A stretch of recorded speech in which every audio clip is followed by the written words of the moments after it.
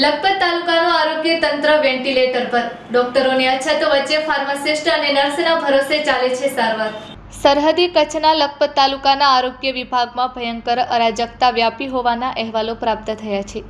Kutch care TV ન્યૂઝના bureau chief Adam Notiyar દ્વારા કરવામાં આવેલા ઇન્વેસ્ટિગેટિવ રિપોર્ટિંગમાં સામે આવ્યું છે કે આખા તાલુકાનું આરોગ્ય માળખું ડોક્ટરો વગર પાયમાલ થઈ રહ્યું છે.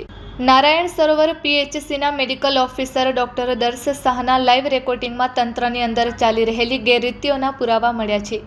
ડોક્ટરો ગયા ક્યાં? તપાસ દરમિયાન જાણવા મળ્યું છે કે તાલુકાના મોટાભાગના કાયમી ડોક્ટરો કાં તો લાંબી રજા પર ઉતરી ગયા છે અથવા તો માનસિક ત્રાસથી કંટાળીને રાજીનામા ધરી દીધા છે. અત્યારે હાલત એવી છે કે ડિગ્રીધારી ડોક્ટરોની ગેરહાજરીમાં ફાર્માસિસ્ટ અને નર્સ દ્વારા દર્દીઓને દવા અને સારવાર આપવામાં આવી રહી છે. શું તંત્ર કોઈ મોટી દુર્ઘટનાની રાહ જોઈ રહ્યું છે? ગંભીર બીમારીઓ, ડિલિવરી કે અકસ્માતના કિસ્સામાં આખા તાલુકામાં દોડાદોડી થાય છે, પરંતુ સારવાર માટે માત્ર એક જ આયુષ ડૉક્ટર ઉપલબ્ધ છે. બીજી તરફ જવાબદાર મેડિકલ ઓફિસર દ્વારા સરકારી એમ્બ્યુલન્સનો અંગત ઉપયોગ થઈ રહ્યો છે અને લોગબુકમાં છેકછાક કરીને ભ્રષ્ટાચાર પર પડદો પાડવામાં આવી રહ્યો છે. 4 મહિનાથી લેખિત ફરિયાદો હોવા છતાં ટીએચઓ દયા પર પગલાં ક્યારે લેવામાં આવશે? આરોગ્ય કર્મીઓ અને અન્ય સ્ટાફ પર જે રીતે દબાણ અને ત્રાસ ગુજારવામાં આવે છે તેના કારણે સેવાકીય વાતાવરણ જોખમાયું છે. લાઈવ રેકોર્ડિંગમાં અધિકારીના જે શબ્દો અને વર્તન સામે આવ્યા છે તે સભ્ય સમાજ માટે કલંક સમાન છે. લખપતની જનતાને ભગવાન ભરોસે છોડી દેનાર જવાબદાર અધિકારીઓ સામે કડક તપાસ થવી જોઈએ. શું જિલ્લા આરોગ્ય અધિકારી આ ખાલી પડેલી ડોક્ટરોની ખુરશીઓને ફાર્માસિસ્ટ દ્વારા અપાતી સારવાર બાબતે અજાણ છે? આ મામલે તાત્કાલિક અસરથી તપાસ સમિતિ નિમવામાં આવે અને ડોક્ટર દર્શ શાહના રેકોર્ડિંગના આધારે કાયદેસરની કાર્યવાહી કરવામાં આવે. Report by Adam Notiyar, bureau chief, Kutch care TV news. મારું નામ ડોક્ટર દર્શ છે. હું પીએચસી નારાયણ સરોવર તાલુકા લખપતનો મેડિકલ ઓફિસર છું. જી સર. અને મેં જોઈનિંગ આપ્યું હતું સપ્ટેમ્બરથી. સપ્ટેમ્બરથી લઈને માર્ચ સુધીમાં 6 મહિનાના ગાળામાં એવી કેટલી વસ્તુ બની કે ભાઈ જે સાંભળીને લોકો મને કે આવું સહન કરવું પડે એક આટલી નોકરી માટે. પહેલી વાત તો ભાઈ કે જેમ કે એમ્બ્યુલન્સની વાત થઈ તો કે ભાઈ જો એમ્બ્યુલન્સના બિલ ત્યારે ટાઈમસર પાસ થતા નતા. એમના લેવલથી તાલુકા લેવલથી પાસ કરવાના હોય એમને ક્યારે ટાઈમસર પાસ નથી કર્યા. હવે એમ્બ્યુલન્સના બિલ પાસ ના થાય એટલે પેટ્રોલ પંપ વાળાને પૈસા ના અપાય, એને પૈસા ના અપાય એટલે ઉધારી બંધ કરી દે. તો હવે એમ્બ્યુલન્સ તો વાપરવા જોઈએ જ એને. એટલે કેવું કે એના પૈસા કોણ ભરે? તો કે મેડિકલ ઓફિસર. એમ કરીને મારી પાસે કેટલા 32,000 રૂપિયા રોકાવડાયા એમને. 32,000 રૂપિયા બધા તમારા પોતાના? મારા પોતાના. બરાબર. બધા સ્ક્રીનશોટ છે પેમેન્ટના, એ પેટ્રોલ પંપ વાળાને 1 રૂપિયાનો. મેં ભર્યા છે અને આજની તારીખ હું રાહ જોઉં છું કે પાછા આવે ત્યારે વાત એવું. બરાબર. હા, અને કેવું કે ભાઈ એમને આ કેવું તાલુકામાં જવું હોય, ક્યાંય પણ ફરવું હોય કે ભુજ જવું હોય, ભુજમાં મળવા જવું હોય ત્યાં ઓફિસે ક્યાંય પણ, તો પણ કેવું એમ્બ્યુલન્સ નારાયણ સરોવરની લઈ જાય. પણ ડ્રાઈવરને અને મને એવી સૂચના આપી રાખી હતી કે મારું નામ ક્યાંય નહીં લખવાનું, તમારા લોકોએ મારી સહી નહીં લેવાની. ડ્રાઈવરને સૂચના આપી દીધી કે આમાં ક્યાંય મારું નામ ના આવશે ને કાર્યક્રમમાં ચોપડી નહીં આપવાની, સાઈન કરવા. હું તારી ગાડીમાં બેઠો જ નથી. બરાબર. એટલે દરેક જગ્યાએ એ કેવી કરે કે મેં તો કે એમ્બ્યુલન્સ વાપરી છે, ક્યાં મારી સહી છે આમાં, એવી દલીલ કરે. અને ઘણી બધી જગ્યાએ તમે લોગબુકમાં જોશો તો દેખાશે કે જ્યાં જ્યાં એમને લખ્યું હોય ને કે આમની વિઝિટ, તો ત્યાં એમને માર્કર વ્હાઇટનરથી મોલું કરાયું છે. ટીએચઓ સરની વિઝિટ તેની પર વ્હાઇટનરથી થોડું ભૂસાઈ નાખ્યું. ત્યાં ભાઈ હું ગાડીમાં બેઠો જ નથી, તારી આપવું શકતા લખેલું. બરાબર. ઓક્ટોબર પછી તમને લખવા જ નથી ચોપડીમાં એવું. દિવાળી પછી તો કે ભાઈ હું તારી ગાડી બધું લખવાનું જ નહીં, પેન જ નહીં અડાડવાની તારે. ગાડી ચાલે તો મેડિકલ ઓફિસરની સહી ના મળે તો મારું નામ નહીં, મારી સહી નહીં. સર, તમે કઈ જગ્યા ઉપર એવું ગયા હશે આ એમ્બ્યુલન્સ નો ઉપયોગ કરીને, એવું કઈ તમે કહી શકશો? એટલે જો ને આપણે જેટલી વાર એમને તાલુકામાં વિઝિટ લેવી હોય ને, કે જેમ કે ભાઈ મમતા દિવસ છે આ ગુરુવારે, તો એમને જવું છે વિઝિટ લેવા, માતનમઢ વિઝિટ લેવા જવું, ઘડોલી જવું છે કે પાંદરોડ આવું છે, નારાયણ સરોવર આવું છે, ક્યાંય પણ થવું છે, એ શું કરે સવારના કહી દે કે બધા વેક્સિન ઉતારી ગાડીને દયા પર મોકલશે. ગાડી દયા પર જાય, દયા પરથી પછી એમને જ્યાં વિઝિટમાં જવું હોય ને ત્યાં જાય. એકવાર એમને એવું કર્યું છે કે ગાડીને છેક લઈ ગયા શું કહે રવાપર સુધી, રવા પરથી પણ આગળ કે ભાઈ મારે ભુજમાં મીટિંગ છે અને મીટિંગ કેન્સલ થઈ તો રવા પરથી પાછા આવ્યા તો માતાનમઢ આયા વિઝિટ લીધી, બરંડા વિઝિટ લીધી, નારાયણ સરોવર વિઝિટ લીધી, પાંથરો વિઝિટ લીધી, ગઢોલી વિઝિટ લીધી. આ બધામાં વિઝિટ લીધી ને ક્યાં એમનું નામ ના આવે, ક્યાં એમનું નામ નથી લખેલું એ દિવસમાં. એમને એવું કીધું કે તારે સાઈન કરવાની, તું ગાડીમાં બેઠો છે ને તારે સાઈન કરવાની, મારી સાઈન નહીં આવે. એટલે તમે સમજો છે એ ક્યારે એમનું નામ જ ના આવે તો એ ગાડીમાં બેઠાય. અને એ જયારે એવું બતાડે ને કે આવી રીતે જો હું વિઝિટ માટે આ રીતે હું મારી પોતાની ગાડી વાપરું છું, એમ્બ્યુલન્સમાં નથી બેસતો, એટલે એનું ગવર્મેન્ટ એમને ભાડું આપે તો એ ગવર્મેન્ટ પરથી ભાડું પણ લે અને એમ્બ્યુલન્સમાં ફરે તો, અને એમ્બ્યુલન્સ પેટ્રોલના પૈસા ડીઝલના પૈસા તો નારાયણ સરોવર તરફથી લઈને મારા તરફથી જાય એવું.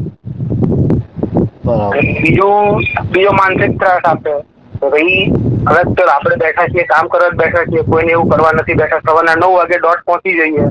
તો પણ એવું કેમ થાય કે આપણે કામ કરીએ તોય વડ પડે, આપણને ના કરીએ તો પણ વડ પડે.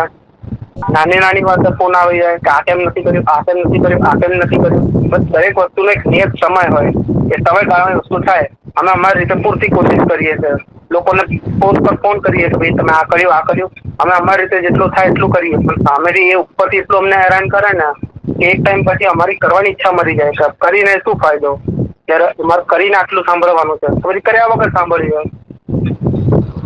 સર તમને શું લાગે છે કે અત્યારે ખરેખર આ એકના જણાના ત્રાસના કારણે બધું તાલુકાવાળા, બધું તંત્ર બધું જાણે છે, તમે 4 મહિનાથી અરજીઓ કરી છે, તો આવા ડૉક્ટરને હજી સુધી કોઈ જાતનો એક્શન લેવામાં નથી આવ્યો.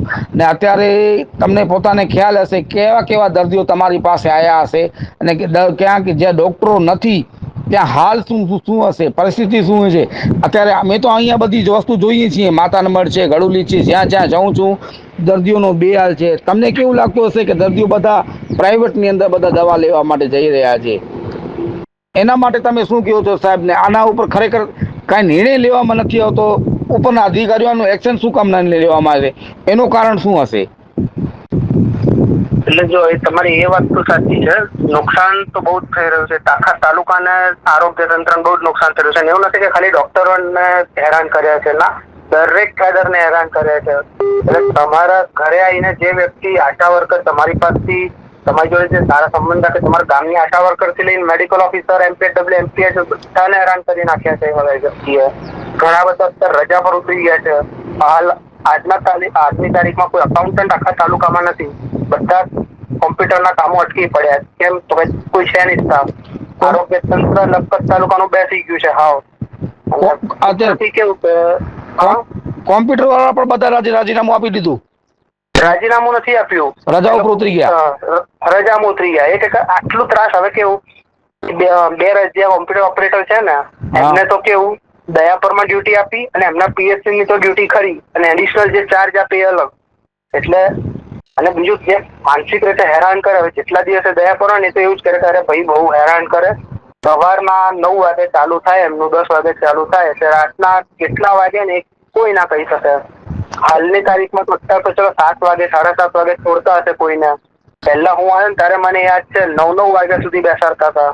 હવે 9 વાગે કઈ સરકારી કચેરીમાં બેસાડી રાખે રોજ? 9 વાગ્યા સુધી બેસાડવાનું કારણ શું? એ એમના પ્રમાણે આ લોકો કશું કામ નથી કર્યું એમનું કામ કરવા માટે. હવે મને તો એવું નથી લાગતું કે સવારના 9 વાગ્યાના કોઈ આવેલું હોય તો એનું સાંજના 6 વાગ્યા સુધી કોઈ કામ જ ના પત્યું હોય. તો એમ નથી માનતો. તો અત્યારે અહીંયાની આપણે સ્થાનિકની છે, બીજી પણ બહેનો ઘણી બધી છે, જેન્ટ્સ છો તો ઠીક છે, પણ તો જે અત્યારે જે લેડીઝો જેની અંદર આપણે અહીંયા કામ કરી રહી છે, આઉટસોર્સની અંદર છે કે કાયમી છે, તો એ લોકોના બાળકો નથી, એ લોકોના પતિ નથી, એ લોકોના પરિવાર નહીં હોય. આ 9 વાગ્યા સુધી દવાખાનામાં ડ્યુટી આપે તો આ લોકોનું ખાવાનું આ બાળકોનું કેવી રીતે બનાવતા હશે? એ અવર જવર કેવી રીતે કરતા હશે? છે જ નહીં. સૌથી મોટો મુદ્દો છે. અને હું જયારે હાજર છું ને ત્યારે સપ્ટેમ્બરમાં રિવ્યુ મિટિંગ રાખી હતી. એ રિવ્યુ મિટિંગ બપોરના 2 વાગે ચાલુ કરી હતી, રાતના 9:30 વાગે દયા પરથી છોડ્યા હતા અમને. હવે તમે વિચારો કે નારાયણ સરોવર પાસે એમ્બ્યુલન્સ છે, બરાબર છે, પણ બાકી બધા તાલુકા બધા હતા ત્યાં ને બધા ફિમેલ સ્ટાફ હતા, બધા જેટલા FHS, WFHS બધા મેડિકલ ઓફિસર બધા હતા. હવે એ લોકોને એમના ઘરે જવામાં છે ને બહુ હાલાકી પડી છે. મને ખબર છે હું ત્યાં હતો, મેં તો જોયેલું છે. બરંડાના આયુષ મેડિકલ ઓફિસર રડવા જેવા થઈ ગયા હતા, કારણ કે દયા પરથી બરંડા જવા માટે એમની પાસે કશું જ નતું વાહન. રાતના 9:30 વાગે 10 વાગે કોઈ એસટી બસ કશું જ નહીં. અને સાહેબ ચોખ્ખી ના પાડતી, મારી સામે ના પાડતી હતી કે ના ભાઈ તારે નારાયણ સરોવર એમ્બ્યુલન્સમાં નથી જવાનું, ભાઈ તું આ રીતે જા, બરંદાની એમ્બ્યુલન્સ હોય ને તારે એમાં જવાનું, આ નારાયણ સરોવર નીચે નારાયણ સરોવર જશે, તારે એમાં નથી જવાનું. એ વસ્તુ એ છે કે જ્યાં મીટિંગ યોજાઈ હતી ને આપણા તાલુકા પંચાયતની જે છે ને કચેરી, જી ત્યાં યોજાઈ હતી મીટિંગ, ત્યાંથી લઈને ખાલી હેલ્થ તાલુકા હેલ્થ ઓફિસ પીએચસી દયા પર છે ત્યાં જવા માટે સાહેબ એમ્બ્યુલન્સ આપી. મને આયુષ મેડિકલ ઓફિસર બેનને ના પાડતી કે તારે એમ્બ્યુલન્સમાં બેસવાનું નહીં, તું તારી રીતે જા બરંદા. એટલે આ રીતે હેરાન એમને કરેલું જ છે. મેં તમે જોયેલું છે બેંદરવા જેવા થઈ ગયા, કારણ કે દયા પરથી રાતના 9:30 10 વાગે શું મળે તમને બરંદામાં પેલા આયુષ મેડિકલ ઓફિસર હતા. બરાબર. એ અત્યારે એ પણ રજા લઈ લીધી છે. હા, એમને તો રાજીનામું આપી દીધું. એમને ત્યાં એમના વતન નજીક મળી ગયું નોકરી, એમને અહીંથી રાજીનામું આપીને ત્યાં લઈ લીધી નોકરી. એવા તો એમ તો એક્ઝેક્ટ આંકડો તો મને ખ્યાલ નથી, કારણ કે એ આયા હતા 2024માં ડિસેમ્બરમાં, હું આવ્યો તો સપ્ટેમ્બર 25માં. બરાબર. હા, હમણાંમાં જ માતન મળના હાલના જે આયુષ એમો છે પ્રદીપભાઈ, હા. એ રજામાં છે, ભણવાની રજા લીધી છે એમને, ભણવા માટે એમને. પણ એ વાત બધા જાણે જ છે કે આના ત્રાસથી જ એમને રજા લીધી છે, અને પાછા આવશે કે નહીં એ મોટો સવાલ છે. બરાબર.